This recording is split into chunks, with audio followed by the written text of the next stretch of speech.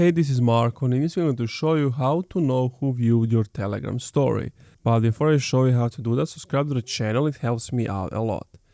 So basically, if you don't know how to post a story, first you need to go to settings and then on my profile here. If you open up your profile, you're going to get a menu like this, and you basically just want to click on add a post. Now let's just take a picture and you can draw on it, add stickers, filters, you can make it disappear.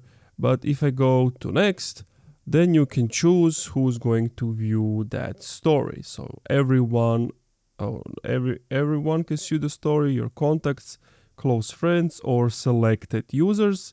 And of course, you can allow them to screenshot or post to their profile. And now if I want to see that story, just go under archived posts, click on it, and if you will have views, it's going to see it at the bottom left, some options who are here. You can save it, post it, edit it, and of course delete it, and see who have you pressed that can see the story.